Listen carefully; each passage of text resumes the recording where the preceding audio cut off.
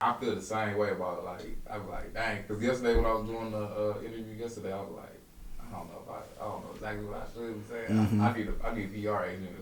Yeah.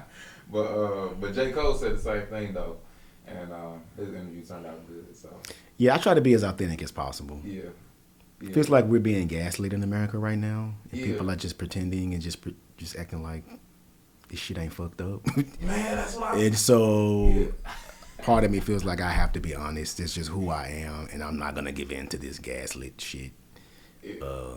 And it also feels like there's a lot of fragility Yeah, and yeah, hurt feelings, yeah. and you looked at me and I got triggered and accommodate me and coddle me and I mean, we all have triggers, and I want to respect that, but I don't want it to become where people are afraid to be honest and authentic. Yeah, because then you can't really grow. You know what I'm Right. saying? Like if we can't, we want to grow. But before we get too deep into it, I want to make sure we introduce it because it's like. Have we already started? Did you say action? Before we get too deep into it, it's already good. You know how you need a little sound bite to get people's attention. Yeah. You already. Oh, was this going to be the first one? So you want to go ahead and just introduce yourself a little bit. I know you through a group chat, and I met you once before. And, I just want to say I appreciate you for taking your time to get on this podcast because I know that time is the most valuable thing in the world. And then also, with you being a professor, you know what I'm saying? I just think that that's so dope because that's the epitome of education, you know what I'm saying, to me, a black professor. So leading the way as far as, you know, shaping the minds of the youth, setting an example, making sure that what's being put into our brain is from us, you know what I'm saying? Like, I think that is so important. So I just want to introduce you and just give you a chance to just talk a little bit about yourself. Okay. I'm looking at you, right? Yeah. Right. Yeah, It's a conversation. Yeah. Okay, so yeah, I'm Demetrius Richmond. I'm originally from Memphis, Tennessee. Have you ever been to Memphis? I've never been to Memphis. Okay. That's on my list though. Memphis, Tennessee. Yeah. Majority black city. Yeah. Very soulful. I come from a pretty large family. I come from a first generation low income background. I'm the youngest of 8. I have a twin brother. We're the youngest. And I have been working in higher ed for the last 15 plus years. I've kind of been like, I consider myself like an administrator, educator. So it's like I administrate and run major offices on campus, but I also teach because my passion really is teaching.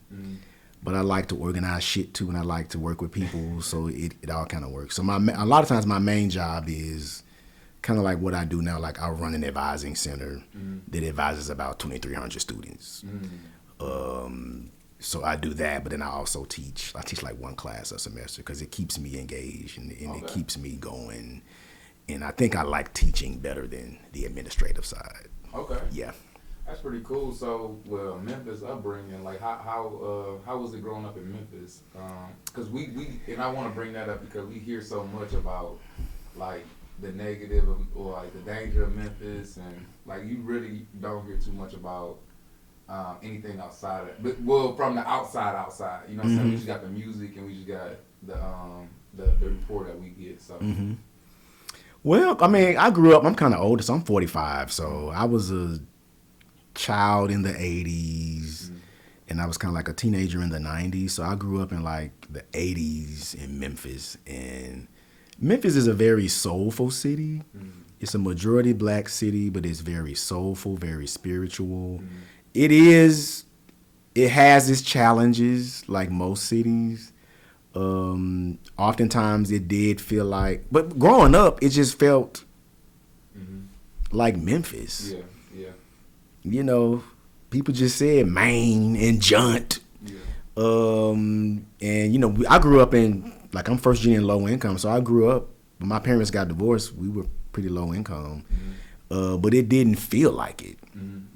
It just felt like we were living and making ends meet, but it didn't feel like, oh my God, like we're an impoverished poverty family in the ghetto, because it just felt like there was such community there, and I had a big family, and there was so much music everywhere, and people took care of each other. I mean, it's still, I don't know, I didn't see the crime like I see now. It was there, but it didn't feel as pervasive. It felt safer. There was a community. You talked to your neighbors. They watched out for each other. So yeah, I was there until I was like 13, and then we moved away. But it was a city that was soulful, full of culture, black support. I really enjoyed it. Now that I look back, we spent grew up in a very religious household too, like super religious. Like if you play Uno, that's a gambling spirit, and you going to hell. So that was part of it too. So a very strict religious background. But yeah. How was it growing up with 8 siblings? Like, that's it was a lot. It was a lot. It was a lot. It's probably why I don't want kids now. It was a lot of energy, a lot of personalities. I actually was pretty introverted as a child. Because it was just too much energy. Too much energy. Do your siblings, do y'all, do any of them live in Charlotte, or are y'all like scattered across? No, I'm the only one in Charlotte. I think, how many in Memphis? Neeson, Mookie, Wayne. 3 are still in Memphis. Okay. They're all older. My twin brother is in Arkansas. My brother that's 1 year older than us, he's in Arkansas. And then my oldest brother lives in Houston. And then my oldest sister, she's passed. So Memphis is still the main hub, but I think I'm probably the one that has lived the furthest away. Like ventured out east first. Yeah, like my older brother, John Rich, he's actually like a really good music producer, like Grammy nominated. Oh, wow.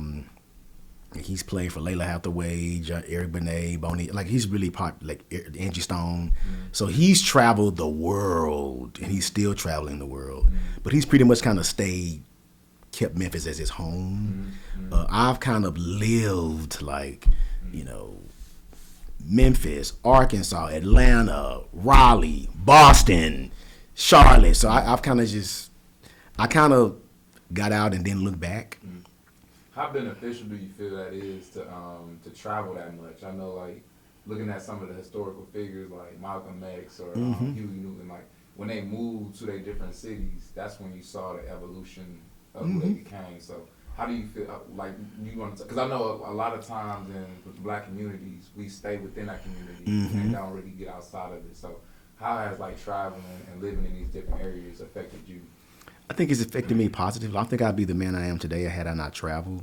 I think it does expose you to other ways of being, other ways of doing, other ways of living, other ways and other cultures.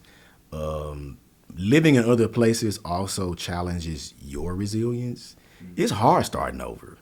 It's hard moving to a completely different city, starting out fresh, making new friends, starting a new job, finding new, it's hard. And it helps build your character, and it makes you more malleable, and it makes you more humble, and it gives you more empathy. It gives you a better understanding of humanity, because you see how humans are in a variety of ways of life. I remember when I lived in Boston, it was probably one of the most challenging cities that I lived in because, the infrastructure is so condensed and so raggedy and just so, you have to take public transportation. Like, my job was like 3 miles from our apartment. It was an hour drive in the morning to go 3 miles. Or I could take the train. That was an hour, one way. But it was just people all on top of you. Everywhere you went, people were all on top of you. And it really kind of showed you really the plight of humanity. Like, it was just people trying to make it. It was kind of depressing, but it also showed you that, like, literally every day people are just trying to wake up, go to work, and make it back home sane.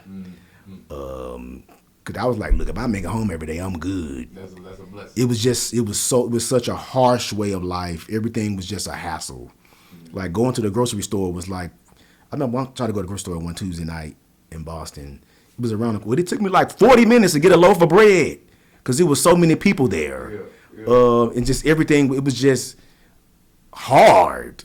Yeah. Life was hard, and it gave me a better sense of why people in the Northeast are angry. Because life is hard, but it also showed me that everybody's trying to make it. And maybe a little bit more grace. But also, we can still do better too. Did you, so I know adjusting from like a Memphis mindset where I'm pretty sure it was like not 40 minutes to eat a loaf of bread. It like so like did you take that mindset up there? Like do you take the southern like hospitality up there with you? I did, and I was kind of over what I call the stagnant South, so I thought. And so we were going to the North, the progressive North, to find a better way. So, you know, there is more survival everywhere you go. So I was going up there. Like I was going with that Southern hospitality mindset. You know, I would, you know, black folks, we speak to each other in public. You see somebody black, you be like, what's up? They don't do that up in Boston. Like I would be walking, it'd be just be me and another black person literally on the street. And I'm speaking, they would literally turn their backs and not speak to me. Or I'm getting on the train and there's hundreds of people piling on it, and I'm trying to, you can go ahead, I'm saying excuse me, and I'm getting dragged, like getting pushed out of the way. It really made me, that Southern hospitality shit didn't work up there. It's kill or be killed. It really come from Cleveland. It really is like it's so wild moving down here, and just like when people do like when people say hello, oh my God, I'm like it was a mind blowing experience for me. Just to come down here and people say hello to you. Like I heard about Southern hospitality, but to experience it for real, like on a daily basis, I was like, wow, this is like people really do say hello all the time, especially like a stranger. And so like I remember one time in Cleveland, I was walking with my niece. She was about 6 months at the time. And it was raining. I was about 16 years old. It was raining. I'm in the rain with her, walking up the street. And there was somebody that offered a ride to us. And I was so conditioned to like not trust that person. That I was like, nah, you know, like, no. And so they ended up just saying like, man, I know, you know, like, I know how it is to have a kid. Like, just get in the car. It was like, I'm not going to do nothing to you. And I kept saying no, you know what I'm saying? And I eventually got in, but I just think about that when I think about when people say hello to me down here and I say hello back now. I just think about the difference in mindsets. Like it took this long for me to be like, okay, people are nice. You know what I'm saying? Like some people do be trying, but yeah, that mindset. But it's small stuff like that connects us as humanity, and it can help build community. Small things like that, like recognizing somebody's presence in public. You know, builds community. Because isolation is very real right now, and it can take you out. But knowing that you're in a space and people recognize your existence, something as small as that makes a difference sometimes. So it was a lot for me in Boston to adjust. But you know, I think I adjusted. I had to readjust when I came back to the South. Because I was like driving people off the road, people driving slow. So yeah. Are you reading any books right now? Outside of because I'm planning to teach this fall. So outside of stuff that I'm teaching this fall, the book I'm trying to finish is President Obama's book, but it's huge. So I was reading that book, and I was reading Will Smith's book. Oh, what's the name of it? Is it over there? Will Smith's biography. So I'm trying to finish Promised Land, which is right there behind you, Obama. Okay, and I finished Will Smith's book right there, Will at the top, by the dictionary at the end.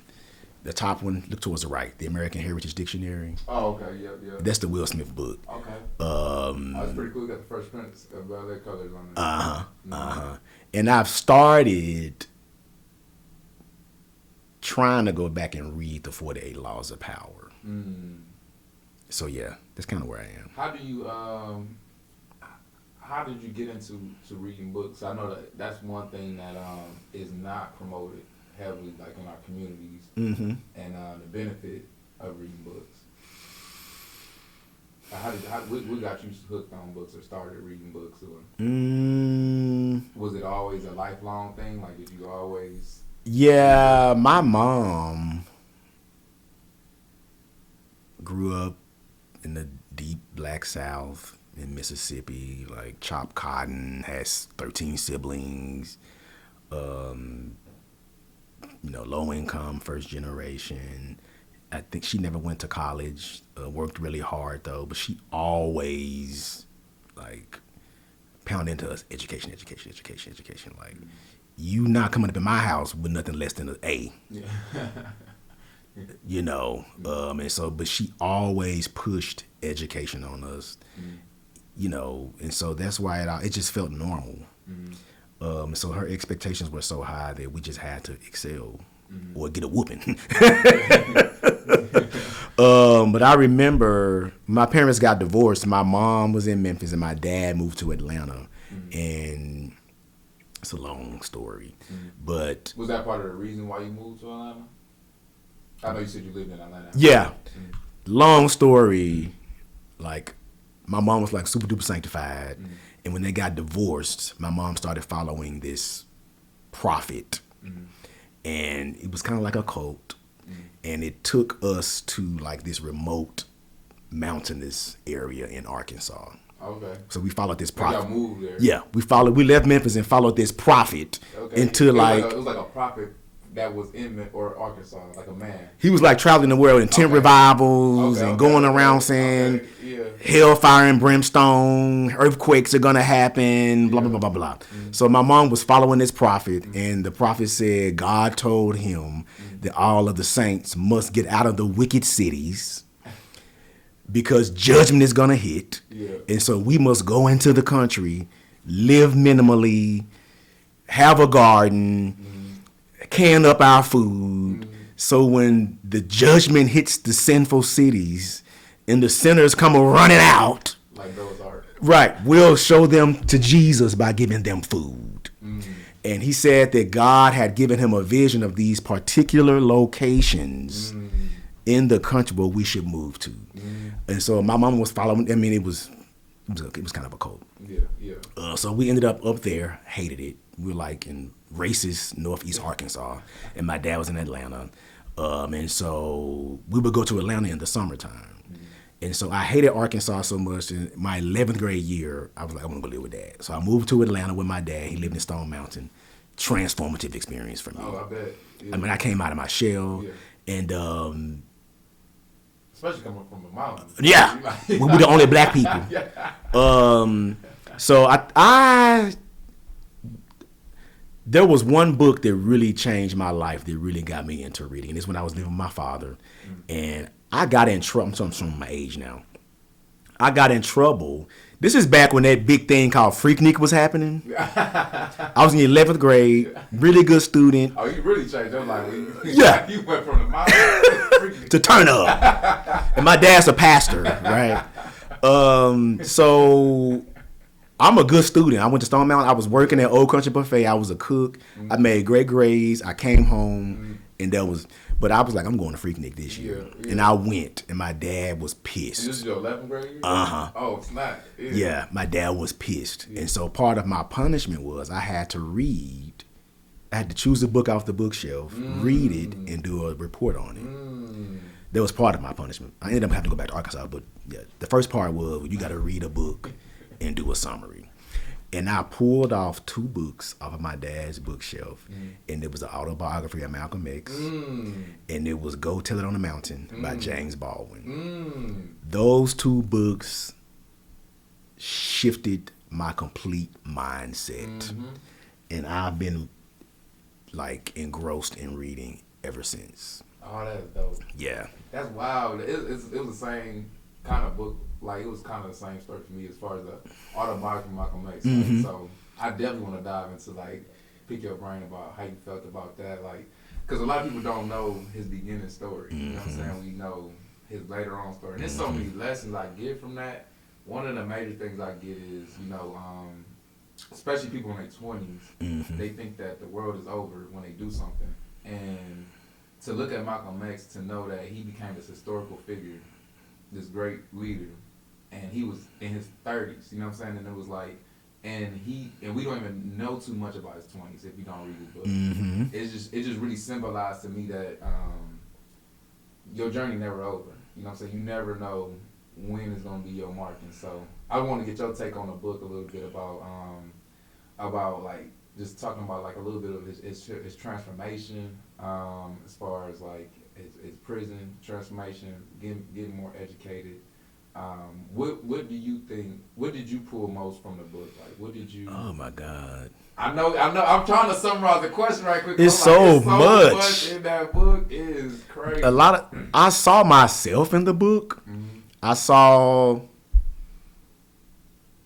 like a little black boy born into poverty in a situation that they couldn't control, and like I saw myself in that, and I don't know. So that was part of it. Like I saw the little boy in Malcolm X that I related to, and then I saw the young Malcolm X.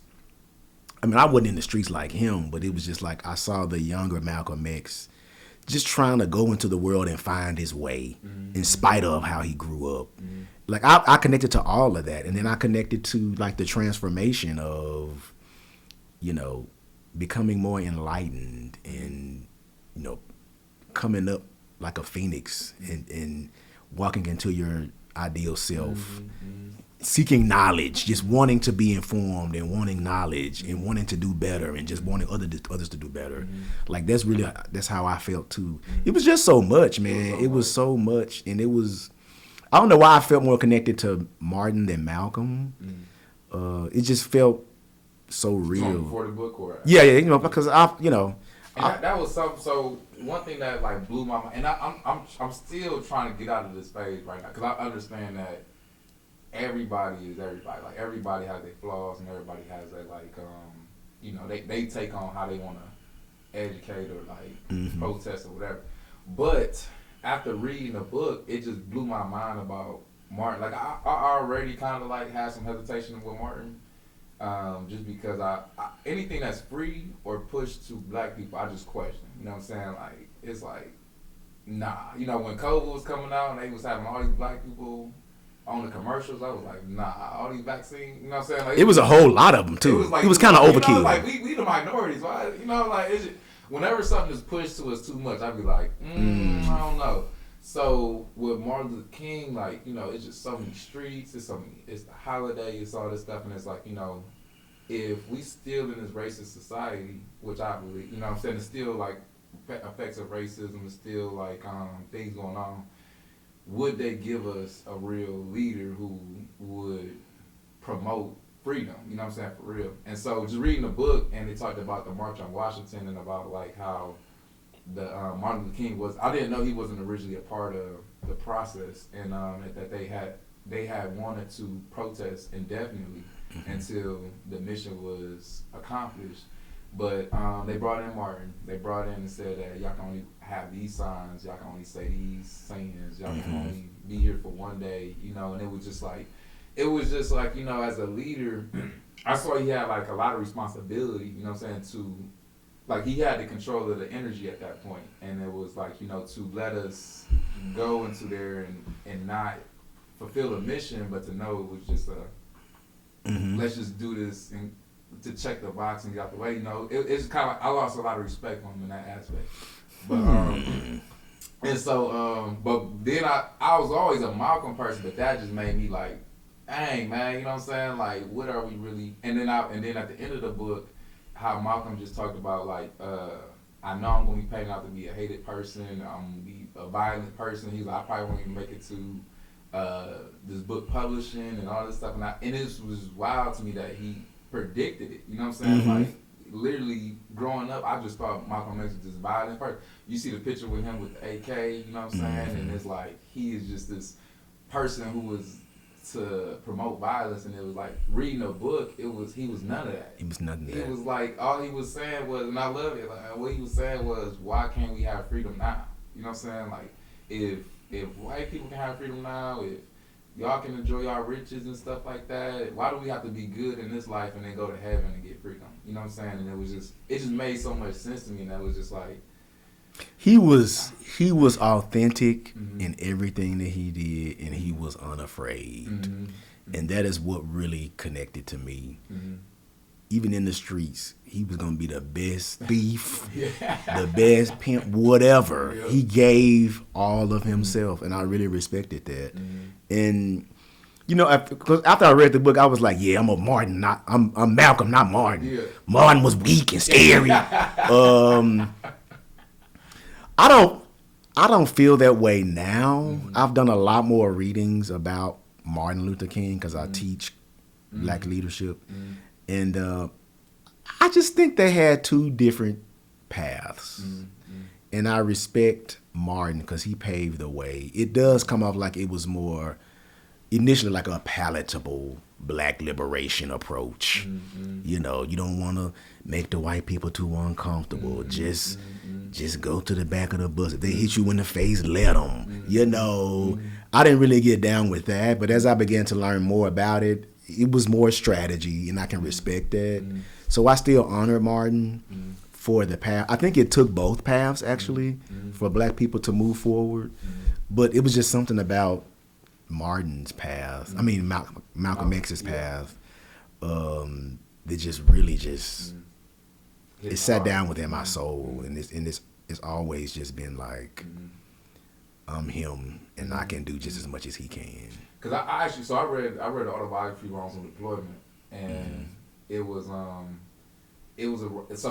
sparking my mind, and it was just like, you know, like he was talking about freedom now, you know what I'm saying, and it was just like the conversations I was having, people was like, well, we gotta work towards and work and do all the stuff, you know, and then the Martin Luther King speech, you know, we should overcome someday and all this stuff, and I was just like, you know, if the world really wanted racism to be over, it'd be over. And so then at that same time, COVID happened, and the world shut down. You know what I'm saying? And I was just like, man, so it just shows me that the world can shut down. Like, the whole entire world. If it was a cause that was really that serious, if y'all really wanted it to be curfews, you know what I'm saying? Like, everything could happen. So, but think, like, they killed both of them.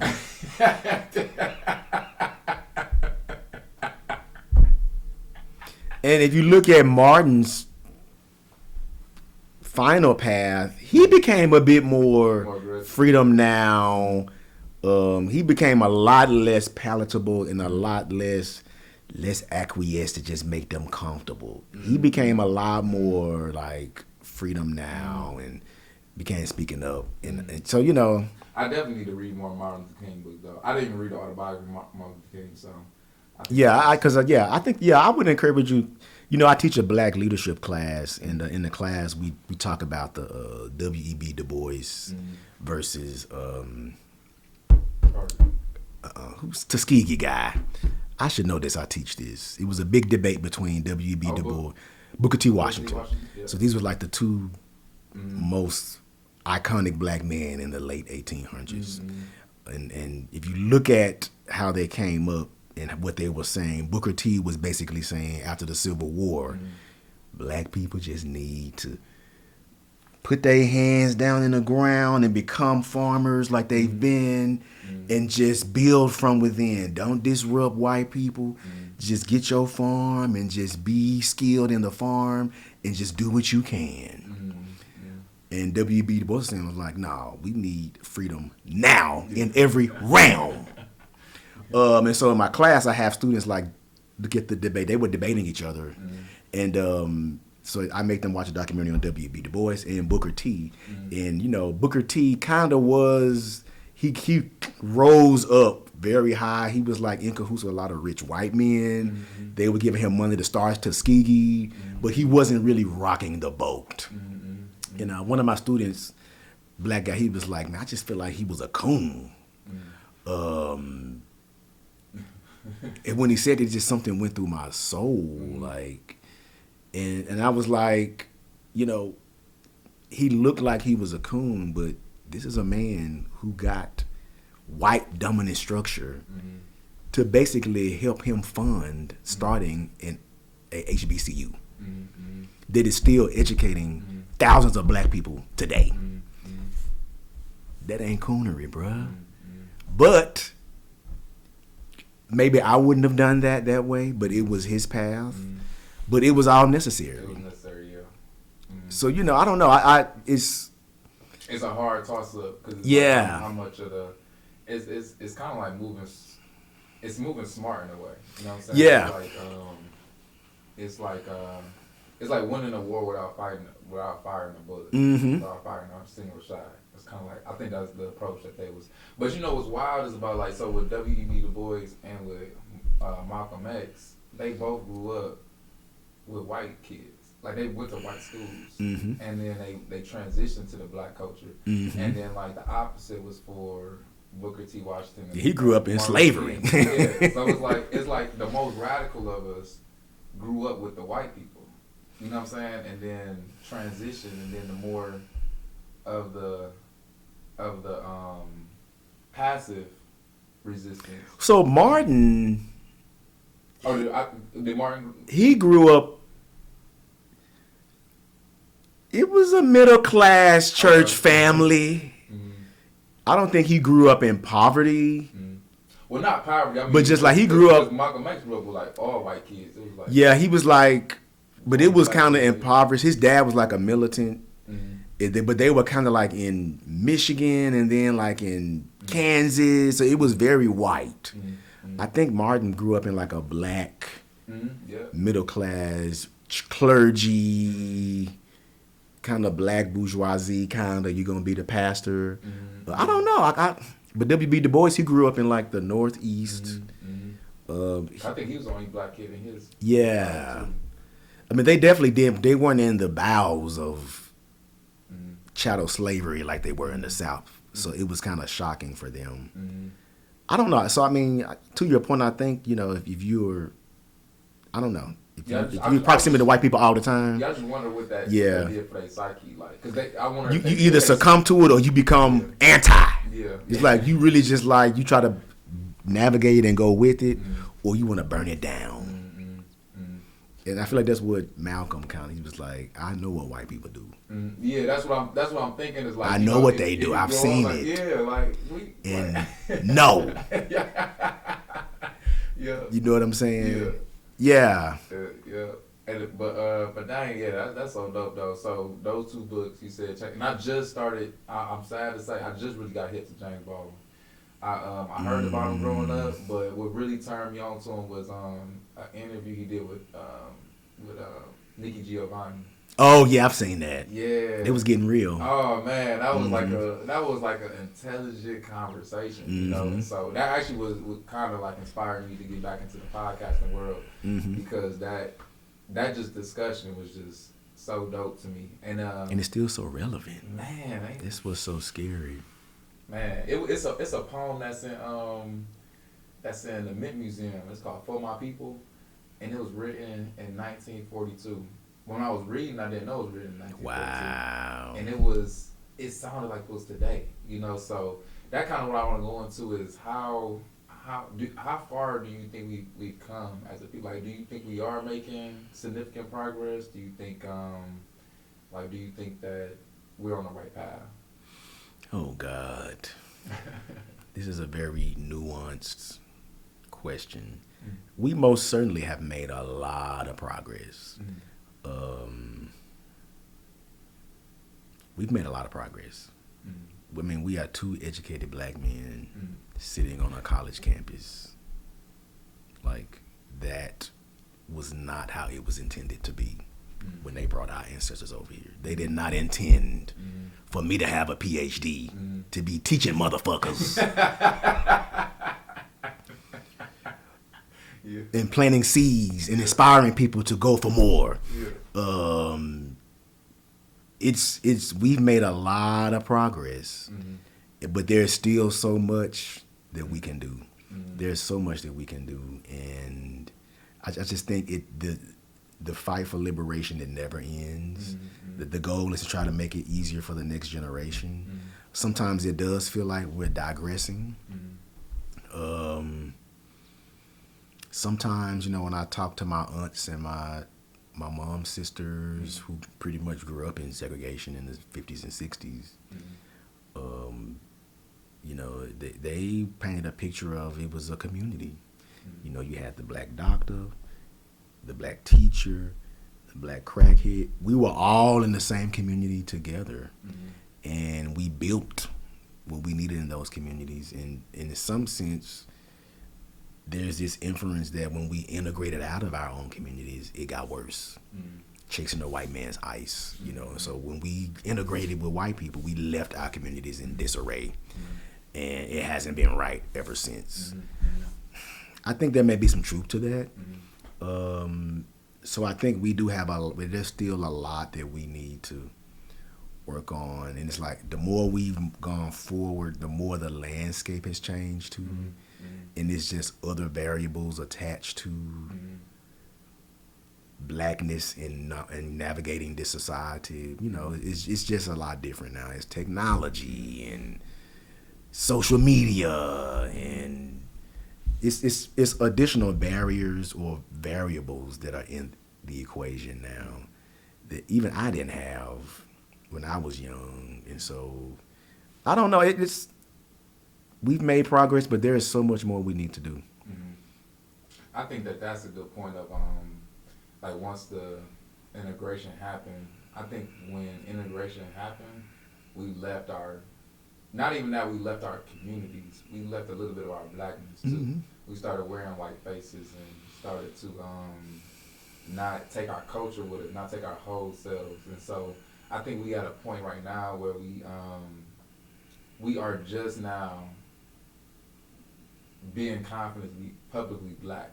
You know what I'm saying? Like, I feel like it took this long for us to be like, to show up to the meeting and be like, with a black face, like, like with the same cultures and stuff that we had. And I think that's a part of where we lack the progress, because if we go somewhere and have a white face, then we not progressing in that community. We're not showing them that community that we come from. But I wanted to speak to your point about like how progress is constant, and that's what James Baldwin kind of talked about the responsibilities that you have to the people who laid the foundation before you, that inspired you, or that gave you that knowledge. So what people, I know we talk about Malcolm X, what other people may have inspired you and who you feel responsible to carry, because you said like we got to set up for the next generation. So what people set you up, and then what people are you trying to set up in the future? I mean, I always give honor to my parents and my family who went through a whole lot. But I don't know, it's like I've always had this sense of, commitment to my race. Like, I want us to move forward, and I have to do my part. And I'll be honest, like I was so when I was in college, I was very active. It was a predominantly white school, but it was like, it had like 40% black students. So we took that shit over. Yeah. And so I had a very well-informed education. And the thing was at University of Central Arkansas, go Bears. I'm like, Arkansas, but I mean, honestly, I had a transformative experience at UCA, and like they had all of these programs. Like, for instance, they had this griot program. You had to apply to be in this griot program. It was like an African American institute where you learned about the transatlantic slave trade for 6 weeks. And then you had to like pass this test, and part of the curriculum was you had to present yourself to the world. You had to learn about the transatlantic slave trade, and then they had like this rite of passage ceremony that re-simulated the transatlantic slave trade. So it was like, wow. And then once we were initiated, the griot group had to basically put on this huge, they called it the Harambe Festival, like a Kwanzaa festival. And we brought in like Malana Karenga, the founder of Kwanzaa, and the students had to plan like this whole event with like, you know, a big, it was like experiences like that at this supposedly white school. And I remember I had a professor named Dr. His name is spelled Theman, Theman. But he called himself the man, Dr. The Man Taylor. He was a black professor, and he would always challenge us. And to go back to your previous point, he would always challenge us to rise and do better. Like, we'll be in the student center, he'd just come and start talking shit to us. Like, why y'all sitting here frolicking around? I had to get up and, you know, you have a commitment to your people. You must be doing something to move forward. And I remember in one of the Kwanzaa festivals, he always got up and did a tirade, and we just let him.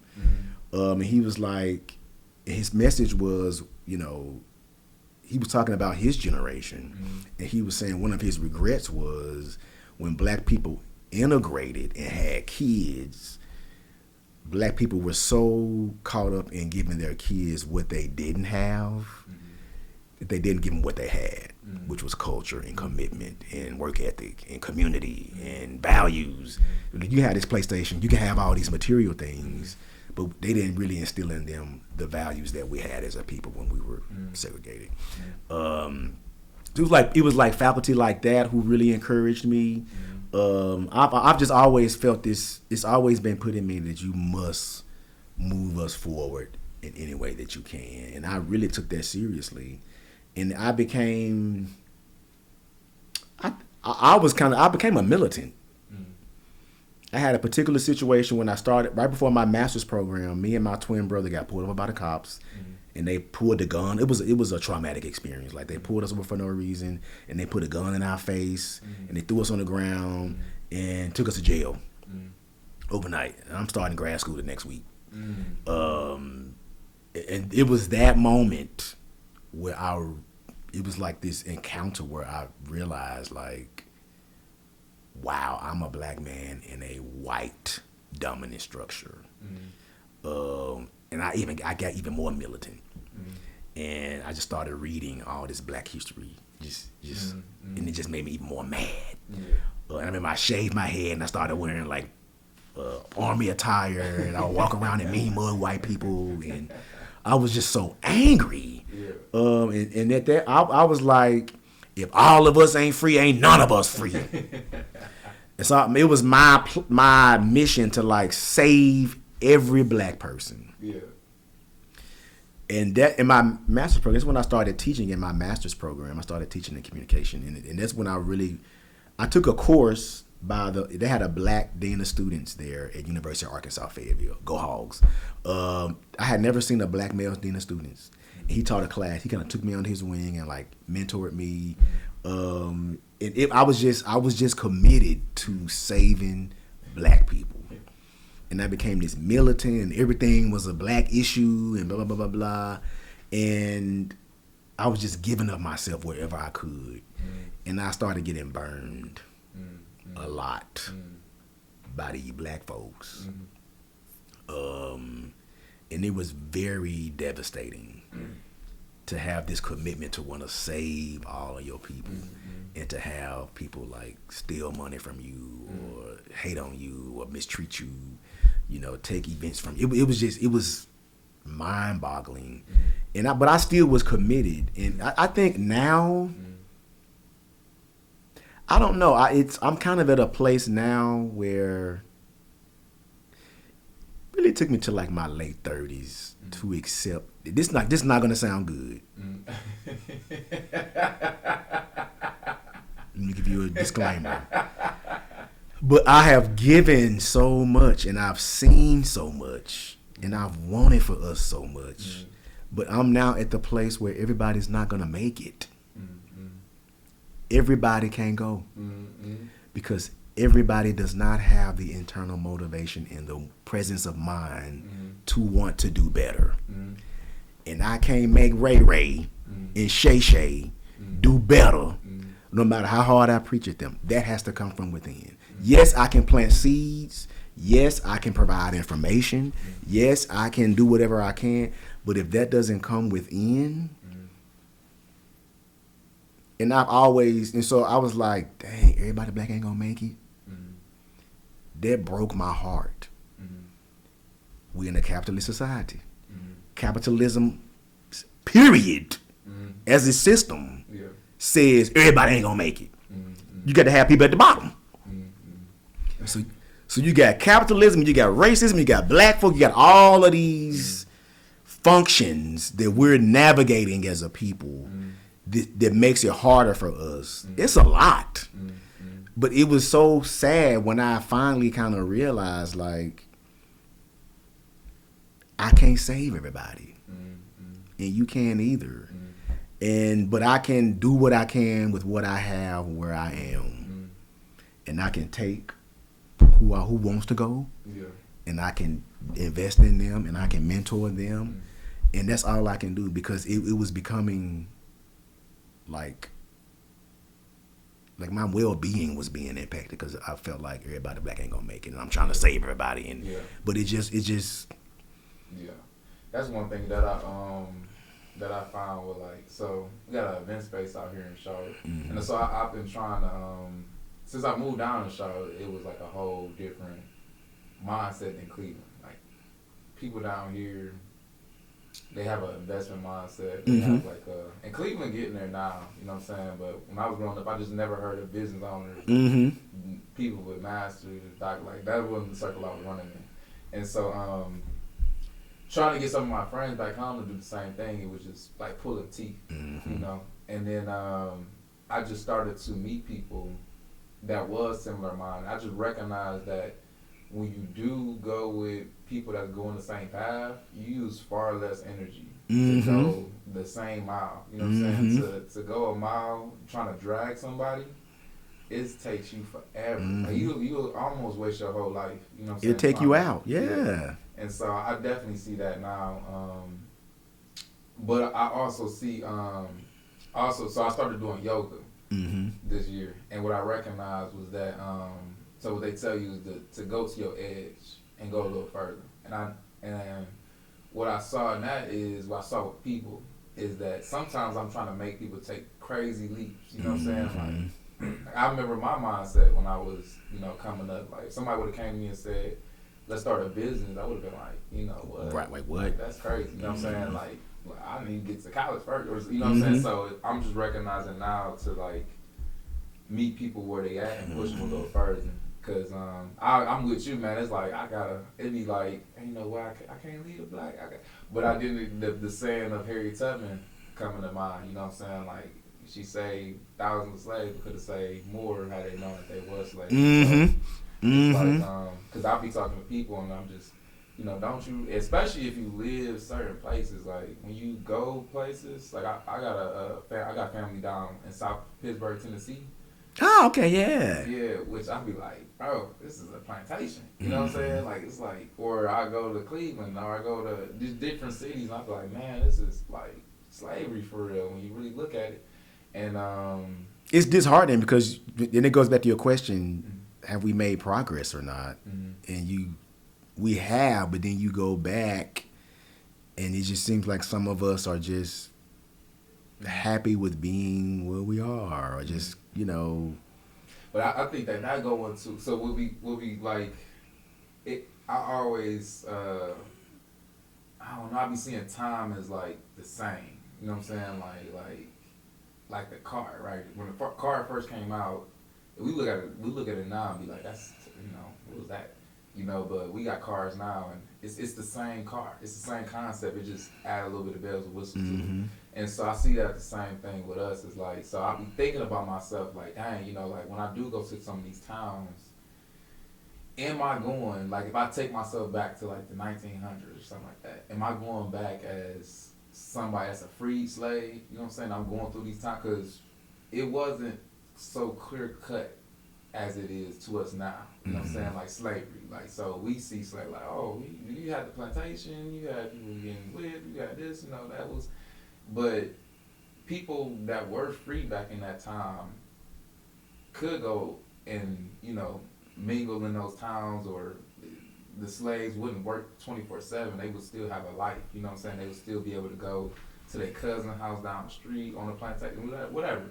And it's like, so when I go to these places, I be just thinking back, like, dang, am I doing the same thing that free people were doing, knowing that slavery going on in these, you know what I'm saying, knowing that slavery is going on in these southern states. And I just watched the Emmett Till movie where she was just saying, like, she had said that she believed that whatever was happening in the South didn't have nothing to do with her until her son got killed. And when her son got killed, she said that that's when I recognized I do have a responsibility. And so I know we live in Charlotte, and it's like, it's popping in Charlotte, you know what I'm saying? Like, this is Black excellence. And so people sometimes forget. I didn't know about these towns like South Pittsburgh, Tennessee, where it's like, it's so ducked off from the world that if you don't go visit it, you like, you know, you don't even know what's going on. So that's, I'll just be thinking about, like, with the modern day slavery, with this stuff still going on, am I that free slave who able to move around, and the people that's not able to move around looking at me like, you don't even know what's going on. You know what I'm saying? Like, you talking about doing this, and we, you know what I'm saying?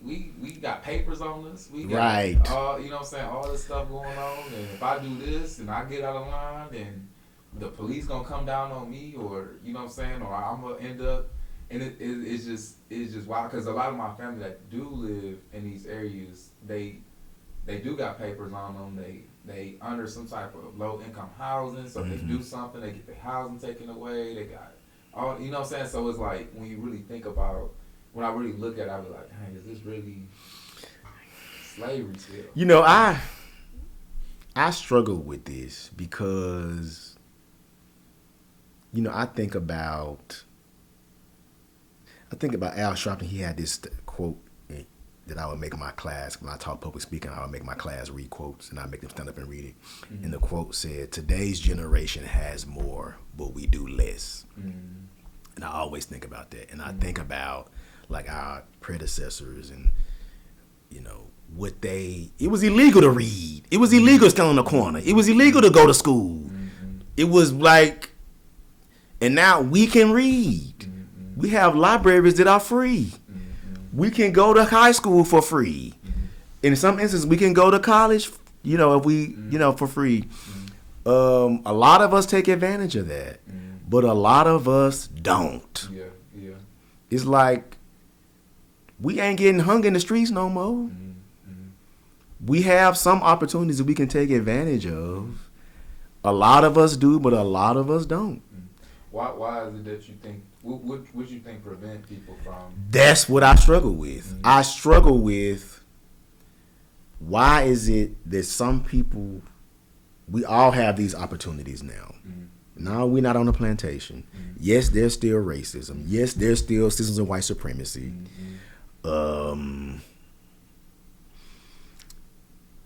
This may not be popular either. But, you know, is the white man making you have all these kids out of wedlock?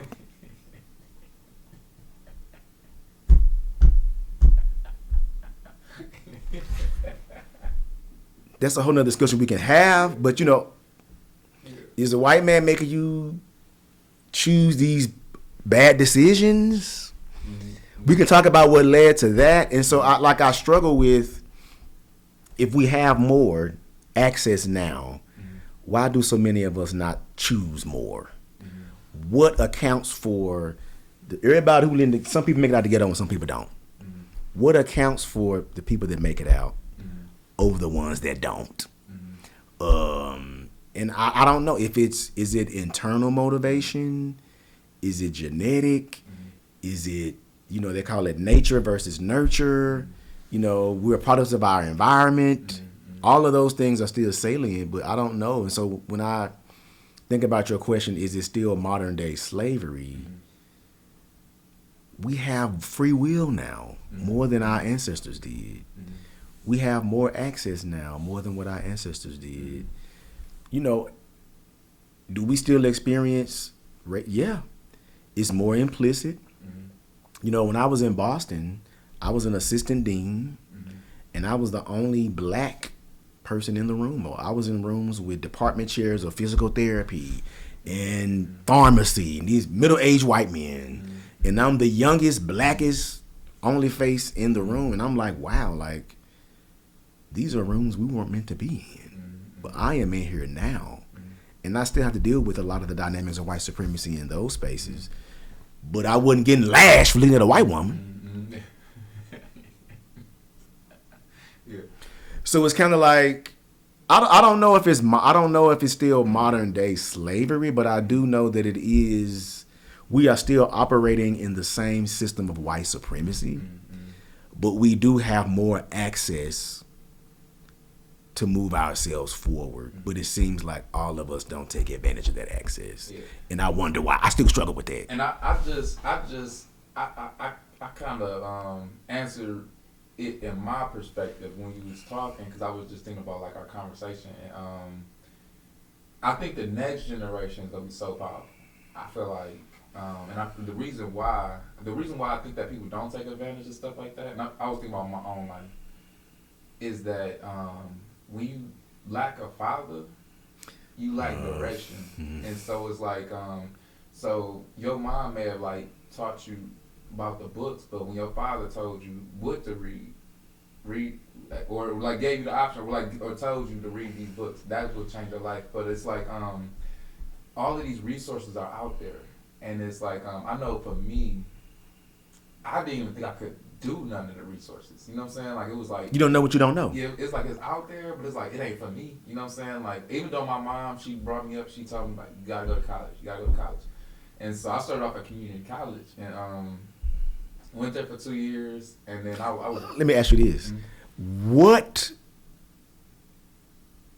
your mom said you need to go to college? What led her to make you want to do that?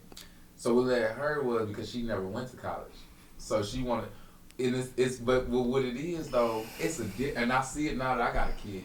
It's a major difference when I tell my son to do something from when his mom tells him to do something. It's like and so like just thinking about how many black males were out the household over these years, I'm thinking that I don't think we recognize the major effects of not having somebody to direct you. Of a broken family, but like to direct you though, like cause direction. I was watching this. It was a podcast the other day where we talked about like kids that was directed their whole life became the greatest. And so they talked about Michael Jackson. You know, he was told to do Serena Williams and Venus Williams that became the best tennis players. Tiger Woods, and there was a couple other people. But I've been just seeing more and more in life how major direction is, because you can have all of this energy, and I don't really talk more about it. Like, black people have so much energy, and I just see so much of. When energy is not directed in the right, you know what I'm saying? It's like you can have all of this power, but if it's being dispersed in all of these different ways, that's not unhealthy, you know. But if you could take that same energy and put it into this form, it's a laser now, and so I'm thinking that is part of the answer, that we really lack direction. But now that that's true, I agree. Yeah. I agree, and I think that's what we need. But I think about people like me. I didn't have a lot of direction from my father growing up. You know, we grew up in poverty. We was in a trailer in the mountains, digging our own water pipes and burning our trash with my mom. But I don't know, there was just something internally for me that said, I can't do this. I need better. I'm going to strive for better. And so for me, it was more of an internal motivation where I just did what I could. And when I there were people there to kind of give me some direction. Do you feel like your older siblings provided you?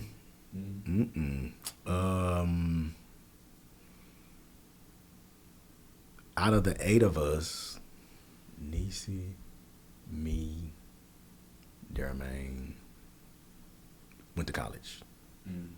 My older brother was a producer. He never went to college, but he's been all over the world.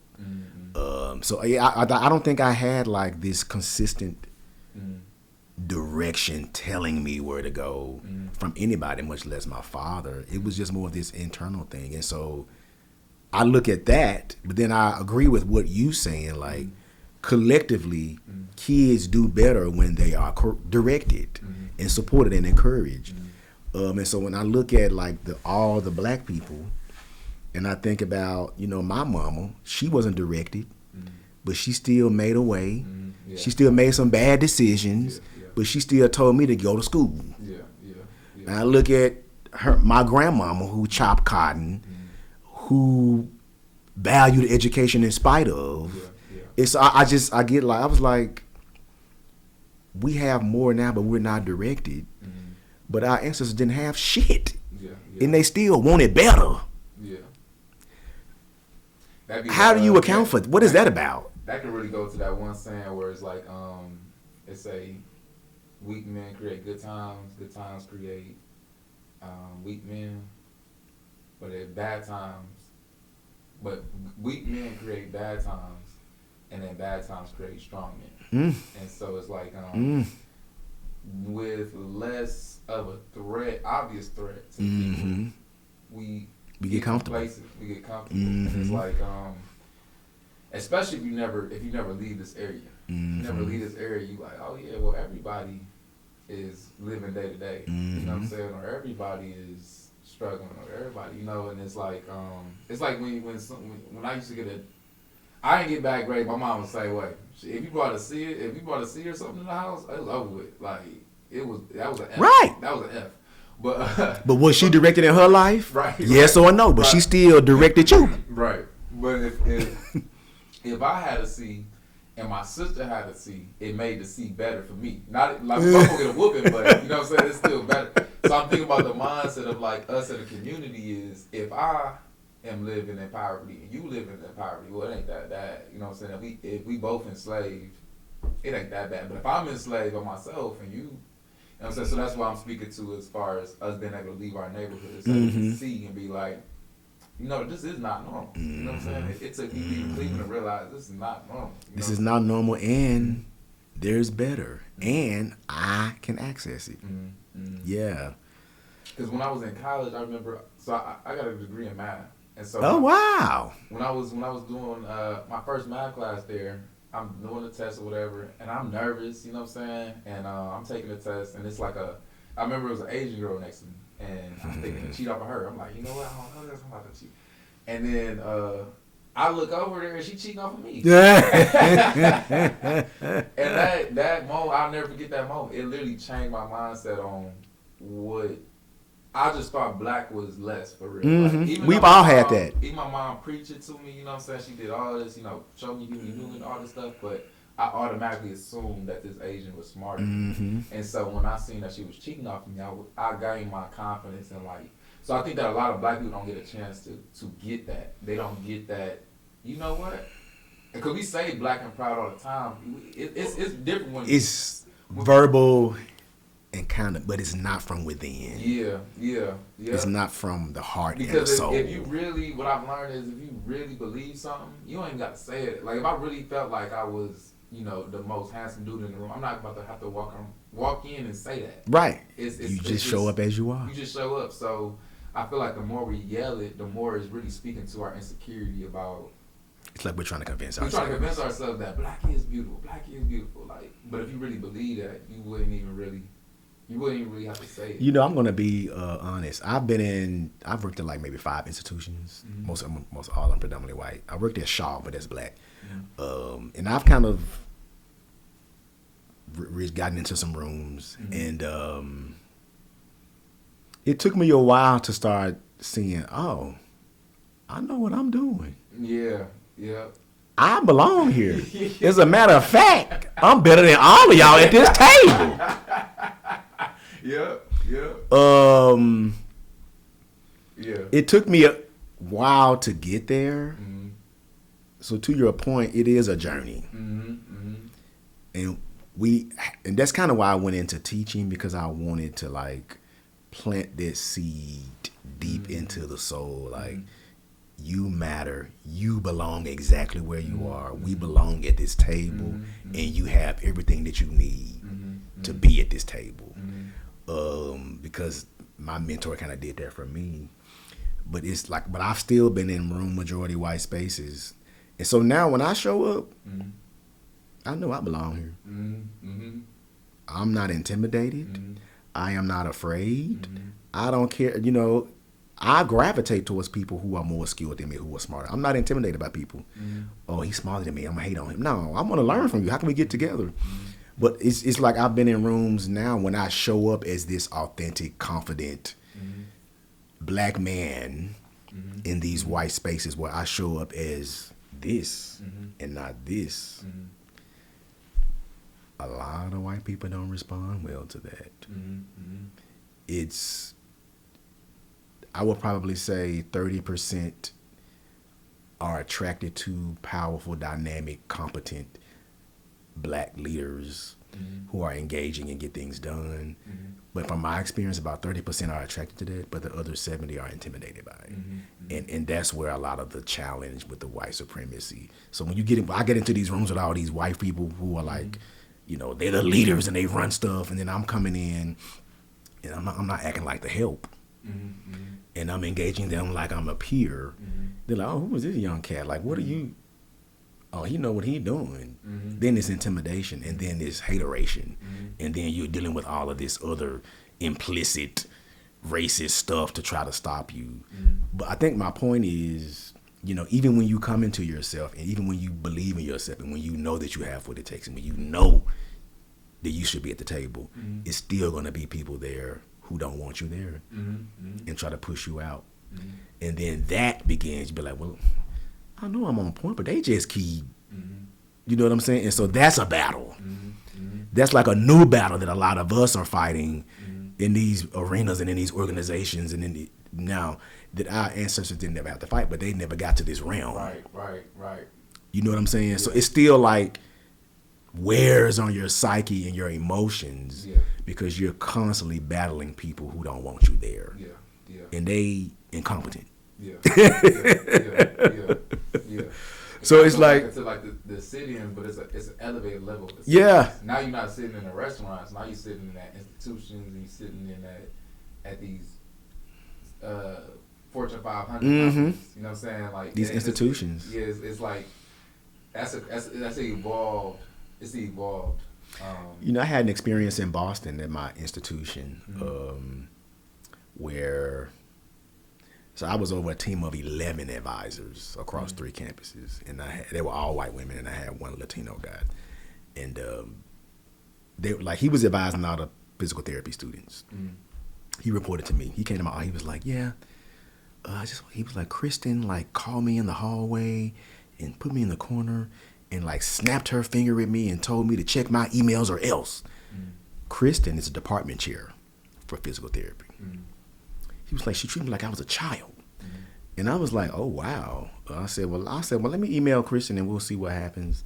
So I emailed Kristen. I said, hey, Kristen, Jose said that you had some concerns about his email response time.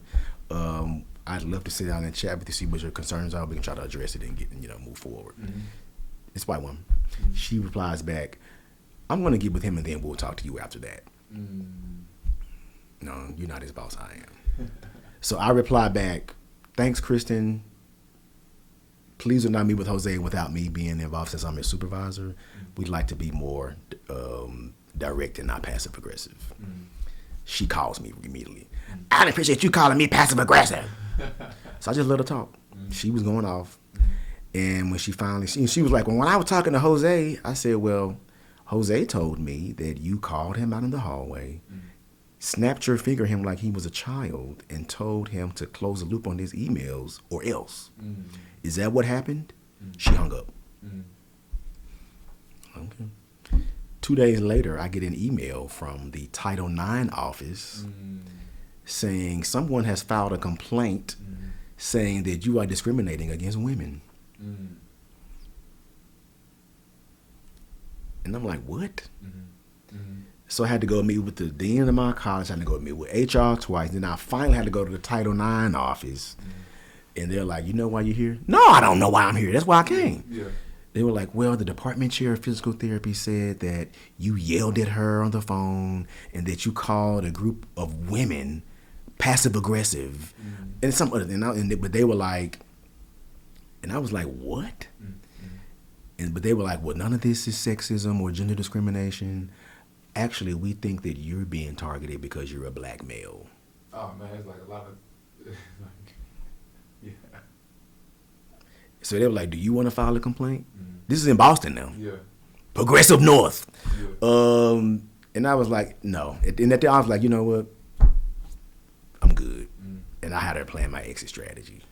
But it's like, how dare I challenge her about how she mistreated my staff member?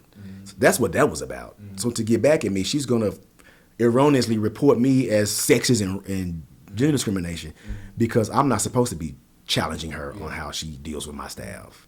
It's like that kind of stuff that you deal with. So it's like, what? Do you so how do you feel?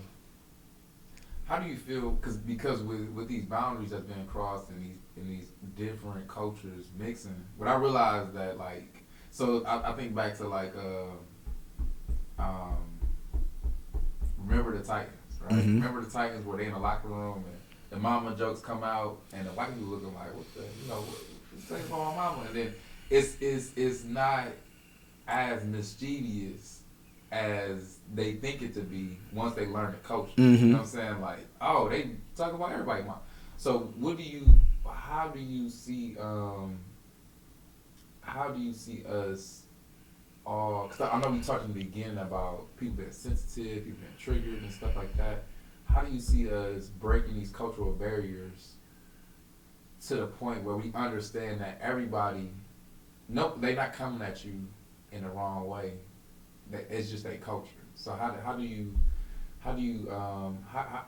feel is the best way we can educate each other on each other's cultures and defeat those like trigger moments? But to answer your question, I think it may sound weird, but I think self-awareness is one of the first steps. I think a lot of us are not self-aware of our own selves, of our own strengths, of our own identities, of our own weaknesses. I had one of my white professors in my grad program. I loved her. She died. She would always tell us, you must face the shadows of self. And if you never face your shadows, you will never be able to help anybody else. And so she always said that. And I think a lot of us have not taken that journey to face our own shadows and be self-aware and do the work that we need to do. And so we show up into all of these spaces where we want to be the loud voice, but we get so triggered and my feelings are hurt and blah, blah, blah, blah, blah. But it's really, you're just insecure and you haven't done the work. So I think part of it is if all of us were more self-aware and continuously, doing the work of introspection and being self-aware, that automatically creates a different energy when we show up. Because if I'm self-aware and I'm already checking myself, if I say something that's offensive or whatever, I'm less likely to be defensive. And I'm more open to hearing what's going on. But what I've seen is just a lot of people coming up who have not done the work. But they want to check you about what you done to them. And it becomes this trigger Olympics, whatever. I don't know what it is. And it is, I just think we all have to look within first. And if we did that, it would make us more gracious. I don't know. Does that make sense? You answered that perfectly, man. And the question, I couldn't word it the proper way that I wanted to word it, but you answered it perfectly. And so, but it's so wild because the interview I did yesterday, she literally brought up shadow work, and I never had heard of it before yesterday. And the fact that you bring it up right now, that is a sign from that's wild. Yeah. Yeah, I completely agree with you that because when I was going through my healing journey, because I still am, but it's like once I realized that once I gained my own confidence, what somebody say too about me doesn't affect me as much. You know what I'm saying? Like if you really don't believe yourself to be ugly, and somebody if somebody was to call me anything that's a negative term that I know not to be true to me, it's not gonna be a trigger because I just know it's not true. You know, like I know myself.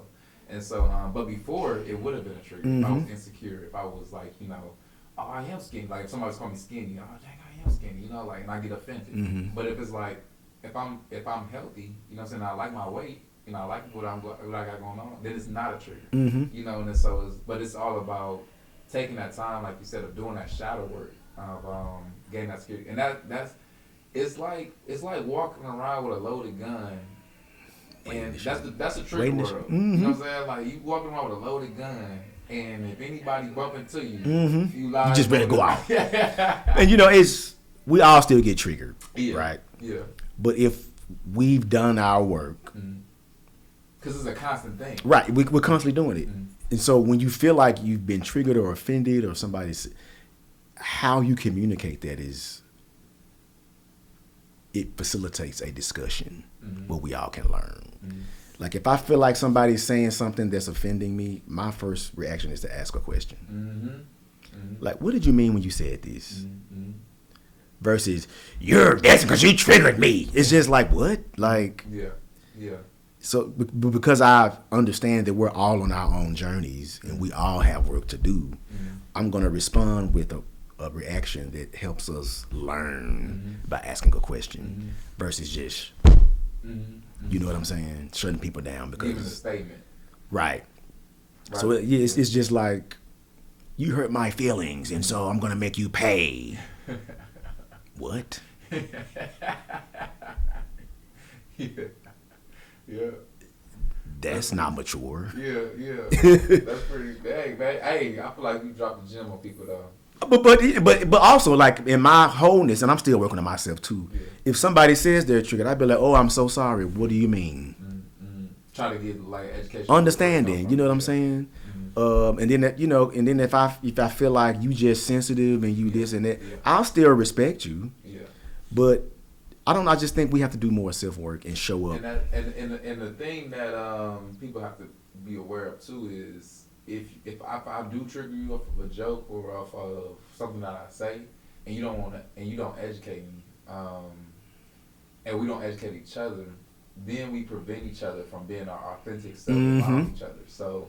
And it changes the whole environment. Yeah. And it shows up fake. Yeah. And it's stifled. Yeah. Now you can never know the real me. You know what I'm saying? If you can't take me saying mama jokes and I say mama jokes, now I can't have that bond. You know what I'm saying? I can't show up in the room as my 100% self. Now I gotta show up in the room with my 90% self.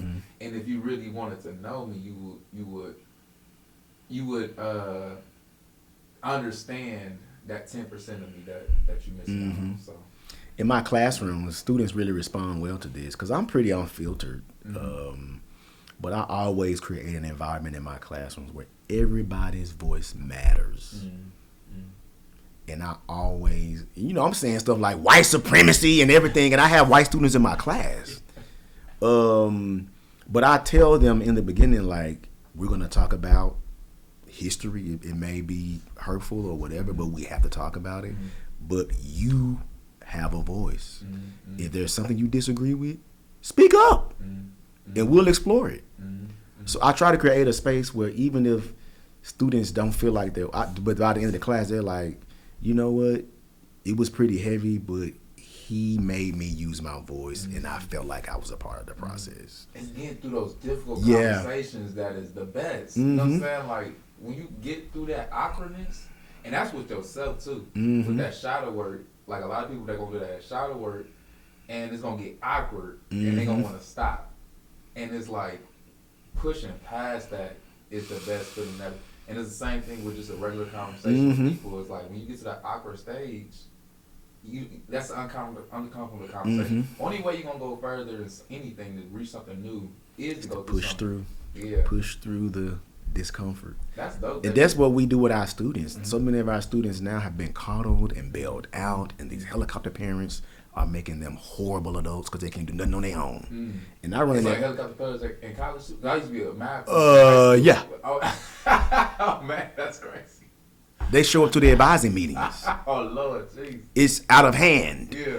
And they don't realize they're stifling the growth of their child because their child will never learn how to make their own decisions if mama and daddy bail them out all the time. Mm-hmm. So they mom and dad emailing me, well, look, this is your child's decision, and they will deal with the consequences of their decision, and they will learn from it. Mm-hmm. If we take away all of the hardness of life, they will never learn how to push through. Mm-hmm. And so we see a lot of students now, you look at them, they're about to cry, you know, and it's just like, but it's like, no, like you can do this, but you have to do it. Mm-hmm. Here are the tools. Mm-hmm. You can register for this class on your own. Mm-hmm. Can you put me in this class? No, I cannot. You can do it. Here's a step-by-step guide. Mm-hmm. But can you walk through each step with me? No, I cannot. Yeah. You can read and comprehend on your own. Anyway, I just got on a tangent. Yeah. I'm talking about working out. I wanted to just dive a little bit deeper into your class because it sounds like y'all have some pretty good and interesting conversations. What's a topic that you cover that is like very debatable or causes a lot of debate within the class or uncomfort?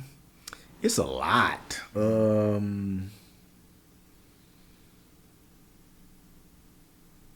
Like I make my class, it's a black leadership class. So the class is basically, we examine African American history from the lens of leadership.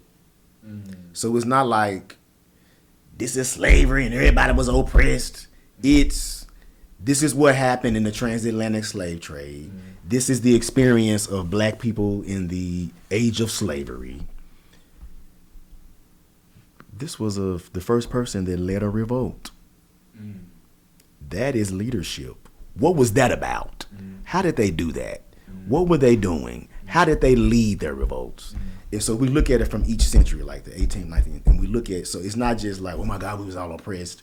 It was like, yeah, we was oppressed, but this leader here did all of this. Yeah. And then this leader over here did this. Yeah.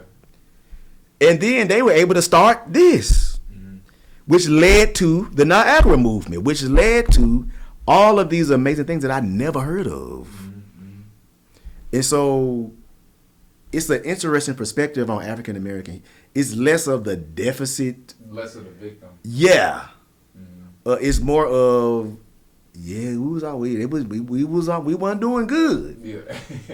But in spite of that, like honestly, slave revolts were the first acts of black leadership, which led to, and so we talk about all that stuff. So I make my students, some of the assignments are like, they have to do a leadership analysis. They have to go back to like the 1800s and find a black leader from the 1800s and do like a leadership analysis of them. They got to do research.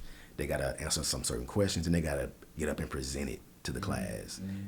First they're like, but then like, oh my God, I ain't like, it's like local black leaders in North Carolina. It's like, it's amazing. Yeah. And you see, they did all of this, and I'm panicking over getting up talking in front of people. Yeah. And then they also have to do a group project where they have to read a book chapter, and the book chapters look at, I'm trying to see one topic that got everybody lit. This group was doing a book chapter on, what was it? It was on why there weren't as many black, we were in the 21st century at this point, why there weren't as many black women in the federal government. And so the chapter was talking about, black women are more likely to step into leadership, like locally, in the city, in their churches, but they're less likely to like run for Senate or run for president. And they examine some of these black women leaders, and I remember Shirley Chisholm, I don't know if you know her, she ran for president in the 1970s, and one of her famous quotes was, what was that quote? She basically said like, when she was running for president, that's when she faced the most sexism ever. She basically said, I faced more sexism than racism. And her point was like sexism was real. And so the students were going over and it just got really heated because some of the black male, it kind of went to today and they went to hot girl culture and a lot of these city girls want a nigga to pay their bills and it just kind of went and they were like, well, you know, because they were talking about this is a system of patriarchy and women have to fight against it. And so one of the black guys was like, he was like, well, how you fighting against it as a gold nigga? You want a man to pay your bills. How's that fighting against the patriarchy? And then they're like, well, that is a coping strategy to deal with patriarchy. That's our only option is to just be barefoot and pregnant and let you pay our bills. So it became this really interesting, I guess, gender war discussion between. It was really interesting, but it all stemmed from looking at black women in leadership and what they have to do to move into leadership. But it led to this city girl nigga pay my bills, but it's patriarchy, but pay my bills. But it dies like, well, if it's you can get a job. So do you feel like so I know Dave Chappelle had talked about comedy was like one of the last raw forms of like a self-expression. And so when I think about college, you know, a lot of times in college history it's been like a lot of revolutions or ways of thinking outside the box erratically and stuff like that. Do you feel like college today is still as free thinking or promotes free thinking as it did in the past, or do you think that it's kind of watered down now? This is my wife. I'm gonna text her. That's what I'm talking about. Look at that. That's black love. Right she just there. called me both times. Yeah. Free, because when I think about college, that's like Huey Newton said, the youth always inherit the revolution. And so, do you think that college still promotes free way of thinking, or do you think that it's more watered down now? As far as like allowing the youth to explore like different ways of thinking. I think it's still an environment of free thinking.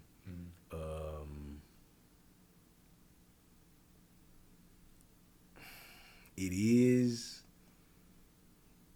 but it's also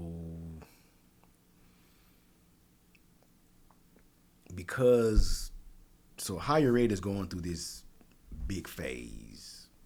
It's becoming a lot more more expensive. Tuition is more expensive, and so a lot of the general public are like, it costs that much for a college degree. Like, what skills are they leaving with? Like, what is the value of this? And so a lot of students are now coming into college with a plan to get a job. I want to get this degree, so I'm going to get this job right now. You know, I want to be a nurse. I want to graduate in first, so I can go be a nurse. You know, I want to be an engineer, so I'm going to be an engineer. I don't want to hear about shit else in college. And that's the purpose of the general ed requirements, to expose you to a variety of thoughts and thinking. But, you know, so it is there, but because of inflation and people questioning the value of a college degree now, it's kind of shifting people's mindset when they come to college. It's just, I came here to get what I want to get, and I'm getting about. I ain't trying to explore and free think and waste my money on this class. So that makes so much sense. Like my black leadership class is a general ed requirement.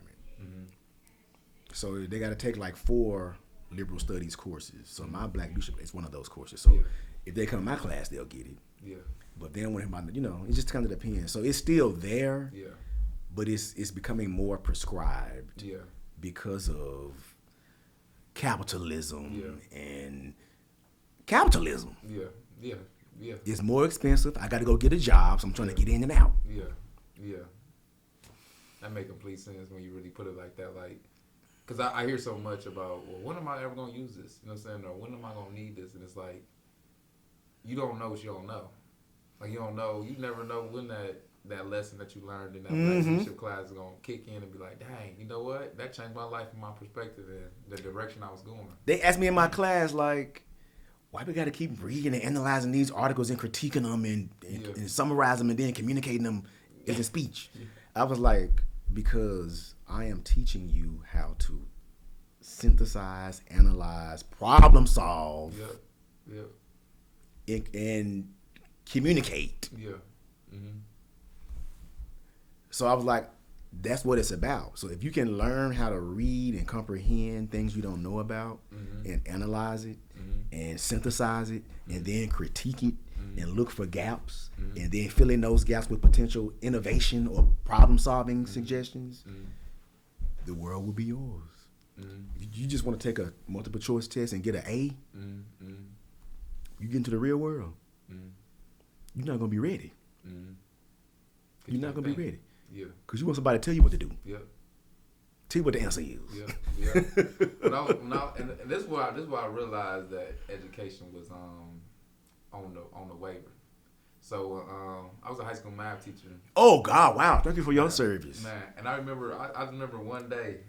I'll never forget this. It was a problem, and it said, given the point P located at x equals 5, y equals 3,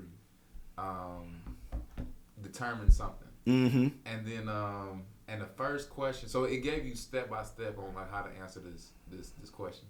So the first step was identify. It was like, what was the point given? And so so nobody knew the point given, and it said given the point P. And so right there, it was right there in the sentence. You know what I'm saying? And it was like that was the first step. All right, what is the point given? And I just told the kids, like, you know, read the sentence. Read the sentence right there. And they like, you know, I don't see it. Wow. Like, so it was just like I recognize that critical thinking is just going away. You know what I'm saying? The technology too. And it's because of the technology of like, especially with like the AI and stuff like that. And it's like people don't want to think anymore. Like they just don't want to think. They want to just get to it. And what you said, though, makes so much sense. Like, if I'm an engineer and I know I want to be an engineer, I'm just going to go to the end. Like, why do I got to take anything else? But one thing that was promoted to me, one thing that helped me in college was somebody telling me that it's okay to change your major. Like, you most people going to change that major. You know what I'm saying? If I would have stuck to the same major that I would, you know what I'm saying, that I entered in with, I wouldn't be where I'm at today. And so, yeah, that's dope that you teaching that class to promote that way that people can explore their mind, even though they might fight it sometimes. You just never know what seeds you plant, because 10, 15 years down the line, they're like, dang, I remember we was having that debate about hot girl summer in this patriarchal society. You know what I'm saying? Like, did you bought into little mama? That's pretty cool. Where do you see your life like going? Like, what's your life dream?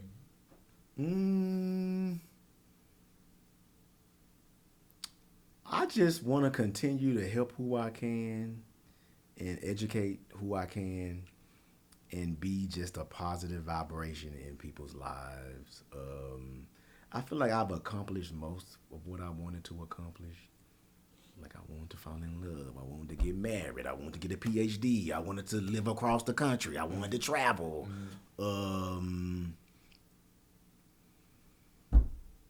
You know, I just want to help others move forward and do and be better. And at first I wanted to be everybody. Now I'm just kind of like, within my scope of influence, how can I just be a positive vibration that gives hope and helps people become their best selves? That's really all I wanted to do. Initially, I wanted to be a college president when I got my PhD. But as I started going up the ranks, I was like, nah. That's why I've kind of stayed in administration, but I always kept teaching on the side, because it's really where I feel like I can really plant seeds and still help. So yeah, man, I feel like I've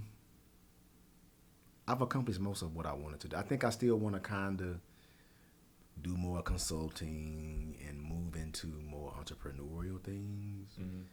But because I'm from education, so I'm I ain't trying to be woke and broke. Yeah. But I'm not trying to get rich or die trying. Yeah. Woke and broke or rich and die trying. That's kind of what we're presented with today. There's no middle. Like, just be comfortable. And the middle class is getting dragged down. So yeah, like I want to do some more entrepreneurial things and give me a little bit more freedom. And I think that's what if I've been doing some more research on like Socrates and like just these philosophers, and it's like today you don't get paid to be a philosopher. You don't get paid to think. You know what I'm saying? And so it's sad that we gotta be woke and broke. You know what I'm saying? Like, it's crazy. It's sad that the thinkers, the people who question life and the existence and who we all study and look up to, you know what I'm saying, at one point in time, and like think about our ideologies in life, like if they were alive today, they would be broke. Sad. You know what I'm saying? Because it really takes that much time to elevate your mind. You know what I'm saying? You kind of can't do the 9 to 5. Well, you can, but it's harder to do the 9 to 5 and study philosophy on a level that they studied it. You know what I'm saying? And so, hey, that's crazy. It's sad. And you look at the teaching profession. That's a prime example. They're underpaid and underrepresented, underrespected, like disrespected. That's why I love teaching. I love the kids. You know what I'm saying? But it was you can't sustain. But most teachers, they work at 2 jobs. Yeah. But it's like they are the purveyors of knowledge and education and learning. They woke and broke. They woke and broke. They woke and broke. That is fact. That is facts. You know, I had a whole math degree. You know, I'm a teacher by day and a server by night. It's like, that's pretty it's crazy. Sad, but I am. We meet with a lot of students and we are really seeing the preparedness has dropped. They are not reading to comprehend. They don't know how to analyze. They don't know how to synthesize. They can even find their classroom. I'll be here on the first day of class, my door be open. It be so many students come in. This is 101. They come in. Hey, my class is in 135. How do I get there? Walk around till you see 135. Well, where do I go? Where do I go? That way. Remind me, you ever see The Wood? It was like, what's page 13 off? There is no critical thinking. They can't make their, and I'm not just being dramatic. Oh no, I believe, This has really become a crisis, and I think technology is not helping. We're going through this big debate on campus now about should we embrace Chat GPT and all this artificial intelligence, and how can we use that to help students learn instead of rejecting it and they still gonna cheat anyway. I don't know. It's students are not reading to comprehend anymore. It's very concerning. And this is like something that just a question that popped in my head, and I don't know if you want to answer or not, but it's like we talked earlier about how reading was illegal at one point in time, and now it seems like it's legal, but it's being, I don't know what the opposite of incentivized is, but decentivized. Okay, I thought it was. I was like, I don't know if that's. I'm one of the ones who don't. But you're right. It's being decentivized. And so it's like it's it's wild because it's actually the opposite of like the Malcom X and Martin Luther King was talking about. So before it was meeting with aggression, right? It's like the white supremacy was meeting us with, and I'm just generalizing this, but the supremacy was meeting us with the aggression of telling us we can't read. And that was the Malcolm X, the W.E.B. Du Bois method, and then now it's sort of like chivalry of us not reading. You know what I'm saying? Like, it's like, oh, don't worry about it. We got this app that'll read for you. You know what I'm saying? And it's like, so now it's like you're not. It's still the same end results. You're not reading. You know what I'm saying? So it's like either somebody tell you not to read, or it's a decentralized environment where you're not reading. Yeah. And it's scary because it'll be those same people who mad because Walmart just got rid of their job with robots. Yeah. Well, what other skills do you have besides that? Right. So this actually helps you. Yeah. Because when the robots take up, we still need people who can problem solve and innovate and analyze and synthesize this technology. Yeah. If you ain't got those skills, you just want to work at the gas station for the rest of your life. Yeah. You may be the first ones taken out. Oh yeah. So it benefits you. It benefits you. You're killing your brain cells. You know, and I was thinking about like all the old movies that we used to watch. All the people we fired. You know, Joe Clark. You know what I'm saying? Like Coach Carter. All the people who was like requiring any type of thinking from their pupils will all be fired.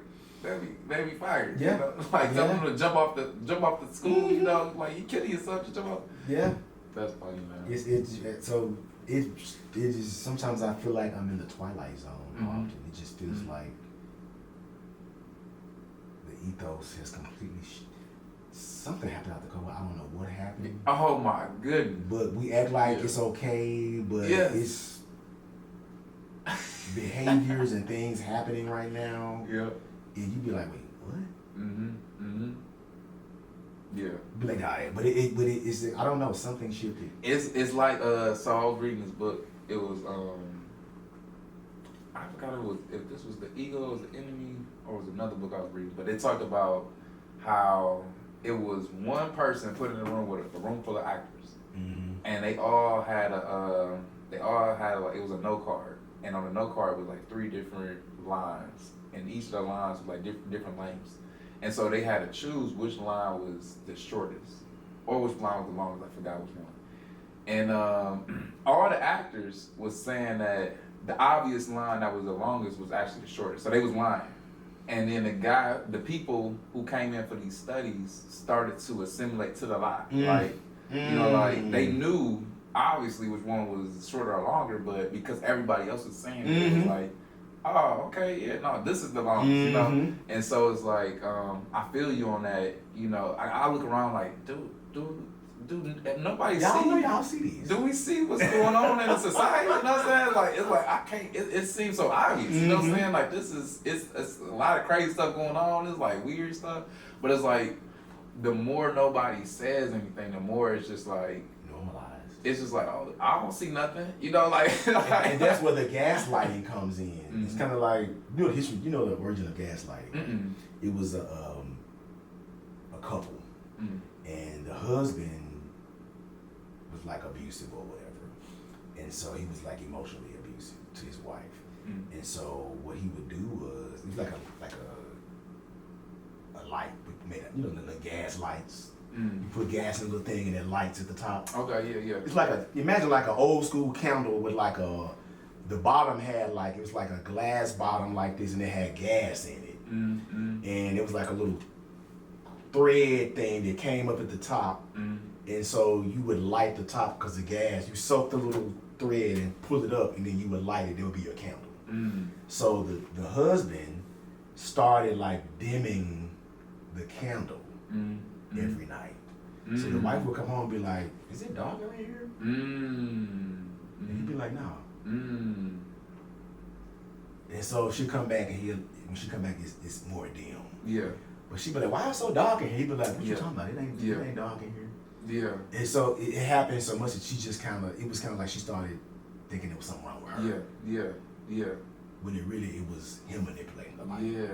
Yeah. And so we see that now. People, it's like when we ignore it or we pretend like it's not there, we're basically gaslighting people and saying this isn't happening. You know, it's just you. It's just you. Yeah. It's not really happening. Yeah. And that is very scary. Yeah.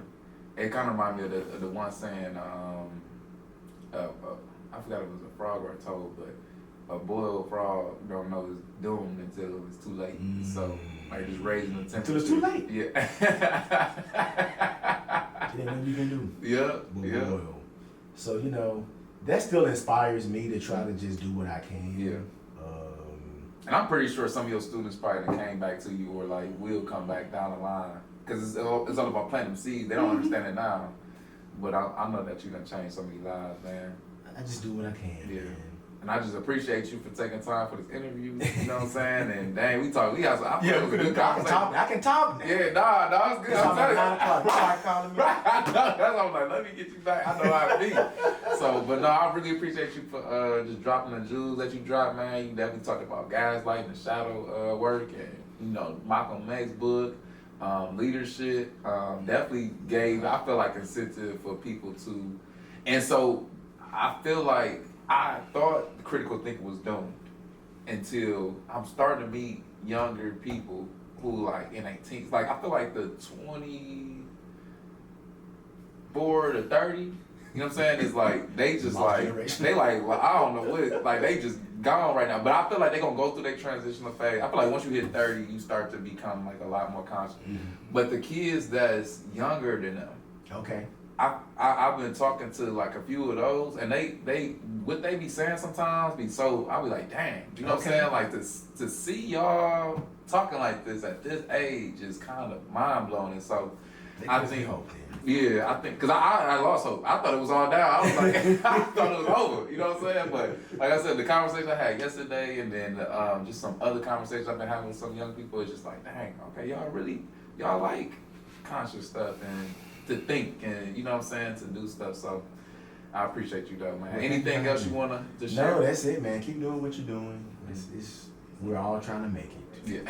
Like in Boston. Yeah, but we really are. You never know what people are dealing with, and the more that we take the opportunities to connect with each other and do things like just have conversations and be vulnerable and just talk, it just makes the community even more better. So It's like saying what's up walking down the street. Yeah. Now when I see you, I'm like, whatever. Well, we far would have did it anyway. Now, I can't see far without my glasses, so if I don't speak, then I can't see my head now.